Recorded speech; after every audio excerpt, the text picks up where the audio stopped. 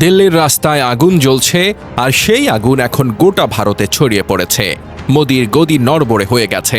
যে আন্দোলন শুরু হয়েছিল ভর্তি পরীক্ষা ও নিয়োগে অনিয়ম, প্রশ্ন ফাঁস, চাকরির অনিশ্চয়তা এবং শিক্ষা ব্যবস্থার জবাবদিহির দাবিতে, সেটি এখন তরুণদের বৃহত্তর ক্ষোভের প্রতীক হয়ে উঠেছে। দিল্লির পর মুম্বাই, বেঙ্গালুর, কলকাতা, চেন্নাই, হায়দ্রাবাদ, পাটনা, চণ্ডীগড় সহ বিভিন্ন শহরে বিক্ষোভ, সংহতি কর্মসূচি এবং প্রতিবাদ অনুষ্ঠিত হয়েছে। পুলিশি অভিযানের পর আন্দোলন থেমে যায়নি, বরং অনেক জায়গায় আরও বেশি শিক্ষার্থী রাস্তায় নেমেছেন। বিভিন্ন প্রতিবেদনে আহত, আটক এবং টিয়ার গ্যাস ব্যবহারের ঘটনা উঠে এসেছে।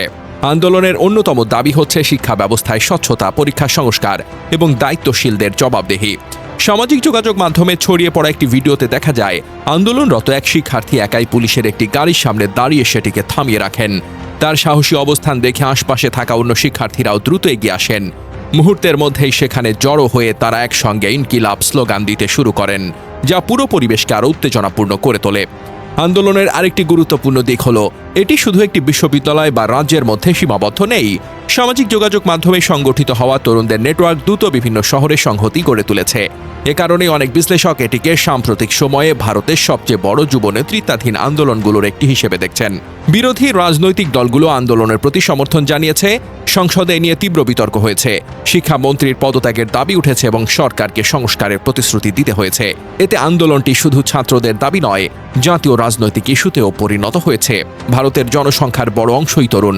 সেই তরুণদের মধ্যে যদি শিক্ষা, চাকরি ও ভবিষ্যৎ নিয়ে অসন্তোষ দীর্ঘস্থায়ী হয়, তাহলে তা যে কোনো সরকারের জন্য রাজনৈতিক চাপ তৈরি করতে পারে। তবে এই আন্দোলনের অর্থ এই নয় যে সরকার পতন আসন্ন। এমন সিদ্ধান্তে পৌঁছানোর মতো তথ্য এখনো নেই, কিন্তু এটুকু স্পষ্ট, এই আন্দোলন মোদী সরকারের জন্য একটি গুরুত্বপূর্ণ রাজনৈতিক চ্যালেঞ্জ হয়ে উঠেছে। বিরোধী দলগুলো এখন খোলাখুলি সমর্থন দিচ্ছে।